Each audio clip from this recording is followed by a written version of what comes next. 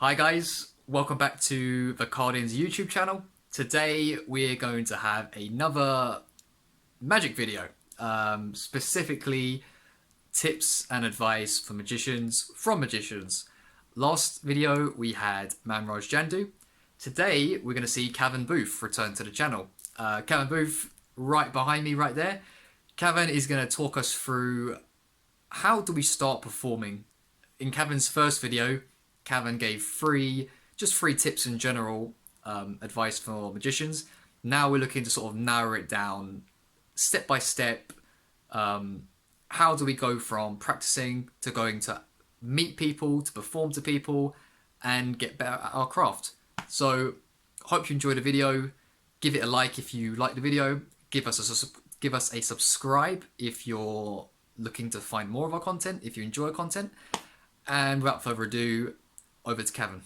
Hi guys, and welcome back to The Card In. My name is Cavan, and if you don't know who I am, I have previously made a video on this channel, so once you've watched this one, make sure to go and check that out. I also have a YouTube channel here on the YouTubes, obviously, and I make videos about magic and that sort of thing, so if you like this video, make sure to go and check my channel out at the end. But that's not what I'm here to do. I'm not here to promote myself. I am here today to talk about performing. What is performing? How can we do it? How can we do it better? And more importantly, how can we start to do it? Because that's one of the hardest things, taking the first step to go and perform for strangers, for people that you don't know that aren't your family members. Or your friends, or whoever you perform to when you go out, or at family parties and stuff like that. That is where I started performing. I started performing at family parties. I was really interested in magic, and my family would ask me to perform to family members at birthdays and gatherings and so on. So that's how I sort of got into performing. The very first step of performing is performing for people you know. So if you've not done that yet, I would recommend it. It honestly isn't bad, and if you perform to the right people, they're not going to judge you if you mess up the trick. And that's what a lot of people are worried about, messing up the trick. And part of that comes from the practice. So in a way, my first tip sort of goes back to my other video about how to practice, which is practice well, because if you don't practice well, you're not going to be able to perform well. So once you've got a trick mastered, absolutely, you know it inside out, you know what to do if one part goes wrong, you've got, fail-safes and fallbacks that you can go on to. Once you have a trick that you can, add to your repertoire, even if it's only a small repertoire, you can call it a repertoire. With that trick, I would recommend going and performing to people that you know, first of all. So if it's friends, if it's people down at the pub, if it's whoever you feel comfortable with, and you can even say, look, I'm just getting into this whole magic thing. Can I show you a trick? If it goes wrong, I'll pay for a round of drinks, or something like that. You can just sort of make it casual. It doesn't have to be, ladies and gentlemen, here is the magician for today. It's not dramatic or anything like that. Just tone it down, play it cool, and you'll be fine. Maybe you're already at the point where you've performed for people you know, friends and family, and you want to take the step to perform for strangers. It's a big step, I get it, it is a big step.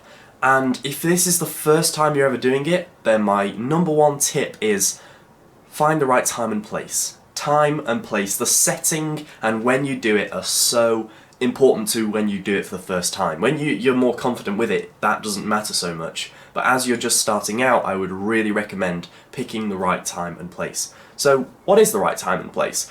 Well, there isn't really a given thing that I can tell you, but it just happens. You will know it when you feel it, when you see it. Maybe you're out, maybe you're outside, maybe you're a hotel or a restaurant. I find that more formal settings tend to work better when you're performing magic for strangers. I don't know why, but if it's too much of a casual setting, maybe people won't take you as seriously, and that might throw you off. So you want to be in quite a calm, relaxed place. It sounds like nonsense advice, this, but if you're taking the first step to perform for strangers, you want to be in a place where you have the most control over the situation, not your spectators. Does that make sense? So you want to be somewhere where you feel like you are the person in control. What I mean is, you don't want to be in a place where there are going to be hecklers, or they're going to be talking back to you, or it's going to be a difficult place to perform. As you get more and more confident with performing, and eventually as you turn professional and it's your job to deal with situations like that, you're going to be fine with that. But when you're starting out, the first time you perform, the last thing you want is a heckler, the last thing you want is a situation where difficult. And ideally, you don't want too many spectators. If it's your first time, don't go and perform for a group of 10 people. Perform for a group of 2 people. See a couple who seems to be having a nice time. Not a couple that are having an argument or anything like that. And go up to them and say, hey, I'm a magician. Would you like to see a trick? Now, there's an interesting thing that I did there. I did not say, unlike with the first time performing for people if it's people you can go up and you say, I'm just getting into magic, I've practiced this trick, it might go wrong, that sort of thing.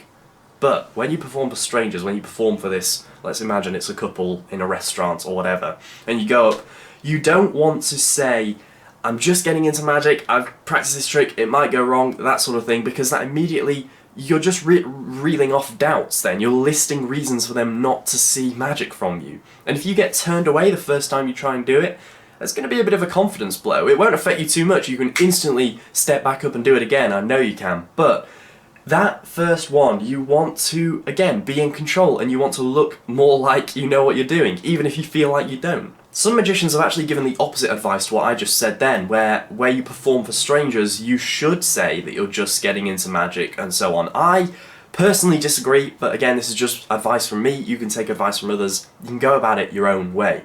But the number one thing that comes with all of that, whichever way you do it, is confidence. I'm thinking of making a whole video on confidence for my channel, because it's something I get asked about a lot, of how I'm a confident person. Am I really a confident person? Is confidence just a construct that you build inside your own sort of mentality? I don't know. I really don't know the answer. For me, I think confidence begins by pretending to be confident. So even in that moment, if you're nervous, you need to pretend to be confident, and part of magic is acting. I think if you're a better actor, you're a better magician. The famous saying, a magician is just an actor playing the part of a magician. I think it works in this situation, it's really true. Now, I'm not saying that you should pretend to be someone else, and in being confident, sort of come across as a person that's completely different to your own. You can develop a persona when you're performing hundreds of times, and doing it every week as a job. You can develop a persona then, but when you're just starting out, you want to be yourself, because if suddenly you're trying to be someone else, that's just another thing you've got to think about. And at the moment, what you want to think about is performing as yourself and doing the trick correctly. Because, in a way, the first time you do it, the focus should be more on the trick. And as the trick just becomes second nature, performing that, you can begin to add these layers of performance on top.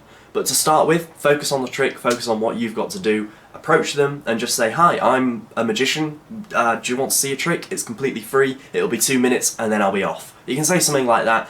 Be friendly, be casual, be a human being. They are much more likely to say, yeah, sure, show us something, if you come across as a nice person. It's just a simple piece of advice that, and it's not really something you need to overthink. But again, that confidence comes from going straight up to them. Go straight up to these people, don't even doubt yourself, because one of the things that I struggled with, and you probably will as well, maybe it's a common struggle, is overthinking how this performance is going to go. You're sort of stood there and you're going, right, okay, I'm gonna perform for those people, I just need to sort of psych myself up, and you take a few steps towards them and you go, no, I'll just wait a minute, I'll just sort of stand over here and I'll just do this for a bit, I don't know what this is, I'm just nervous, so, right, okay, I'll go up to them now, I'll turn around, and you just do this thing where you're building it up so much in your head that you don't do it. And that's one of the worst things you can do. My advice is, dive straight in, because if you don't do it now, the chances are you're going to keep putting it off and you won't do it. And after you've done it, I promise you, it will be amazing. Like, the feeling you get, even if the trick goes wrong, which is bizarre, even if the trick goes wrong, you will come away from it feeling like you've achieved something. And I think that's one of the things that you'll be surprised by after you've performed for strangers. And once you've done that first one, then it's just a chance of doing it again. And any chance, I call this the AC tactic, because any chance to perform, I think you should as you're getting into it. If it's the right moment, if it's the right setting, you see strangers, you should go up, and you shouldn't doubt yourself. Again, maybe you're sitting in a restaurant and you see some people across there, you've got a deck of cards with you, you know a trick that you can go into. You should just stand up and go, I'll just go over there. It feels maybe it's a British thing, but it feels sort of like something you shouldn't do, like you're breaking a social sort of barrier by going up to strangers in a restaurant. But it's a public place, you're allowed to talk to whoever you want. Maybe that's just a British thing because we're sort of stuffy and boring and antisocial and we don't talk to strangers.